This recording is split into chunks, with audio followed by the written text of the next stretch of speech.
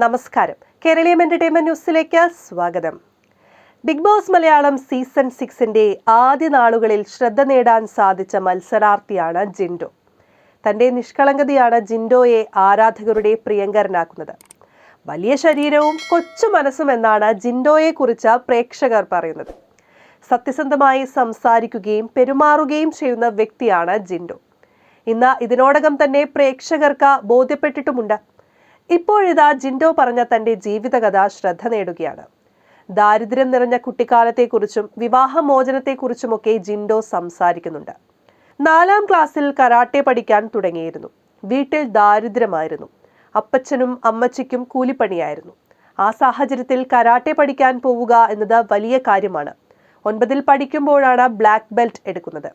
അന്നത്തെ ഏറ്റവും പ്രായം കുറഞ്ഞ ബ്ലാക്ക് ബെൽറ്റുമായിരുന്നു. കരാട്ടെ പഠിക്കാൻ ഫീസ് കൊടുക്കാൻ സാധിച്ചിരുന്നില്ല. പകരമായി താൻ ഓഡിറ്റോറിയം അടിച്ചുവാരുകയും തുടയ്ക്കുകയും ചെയ്യുമായിരുന്നുവെന്നാണ് ജിൻഡോ പറയുന്നത്. തീരെ മെലിഞ്ഞായിരുന്നു ഇരുന്നിരുന്നത്. അതിനെ പലരും കളിയാക്കി. അങ്ങനെയാണ് ജിമ്മിൽ പോകാൻ തുടങ്ങുന്നത്. അവിടെ വെച്ചും കളിയാക്കൽ നേരിട്ടിരുന്നുവെന്നും ജിൻഡോ പറയുന്നു. പിന്നീട് ഫിറ്റ്നസ് മത്സരങ്ങളിൽ പങ്കെടുക്കാൻ തുടങ്ങി. തുടർന്നാണ് കാലടിയിൽ ജിം തുടങ്ങുന്നത്. അവിടെ നിന്നും വച്ചടി കയറ്റമായിരുന്നുവെന്നും താൻ ട്രെയിൻ ചെയ്യിച്ച പലർക്കും സമ്മാനങ്ങൾ കിട്ടാൻ തുടങ്ങിയെന്നും ജിൻഡോ പറയുന്നു. ഇന്ന് തനിക്ക് കേരളം മുഴുവൻ 8 ജിമ്മുകൾ ഉണ്ടെന്നും ഉടനെ USA-യിലും ബാംഗ്ലൂരിലും ജിം ആരംഭിക്കുമെന്നും താരം പറയുന്നു. വിവാഹമോചിതനാണ്. വേറൊരു കല്യാണം നോക്കുന്നുണ്ട്. ആലോചനകൾ വരുന്നുമുണ്ട്. നിലവിൽ ഇപ്പോൾ കല്യാണം വേണ്ടെന്നാണ് കരുതുന്നത്. സ്വാതന്ത്ര്യം കുറവാണ്.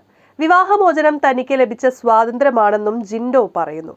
ആ സ്വാതന്ത്ര്യം ഉപയോഗിച്ച് എത്താൻ പറ്റുന്നതിന്റെ പരമാവധി എത്തുകയാണ് ലക്ഷ്യമെന്നും താരം പറയുന്നു.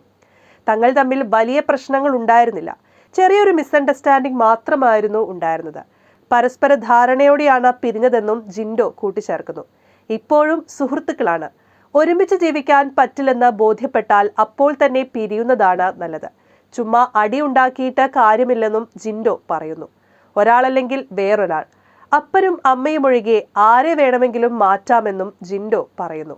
മുൻ ഭാര്യ പോലീസിലായിരുന്നുവെന്നും 10 വർഷത്തെ ദാമ്പത്യ ജീവിതത്തിന് ശേഷമാണ് പിരിയുന്നതെന്നും ജിൻഡോ പറയുന്നുണ്ട്. തന്റെ കഷ്ടകാലത്തെല്ലാം മുൻ ഭാര്യ പിന്തുണയോടെ കൂടെയുണ്ടായിരുന്നുവെന്നും ജിൻഡോ കൂട്ടിച്ചേർക്കുന്നു.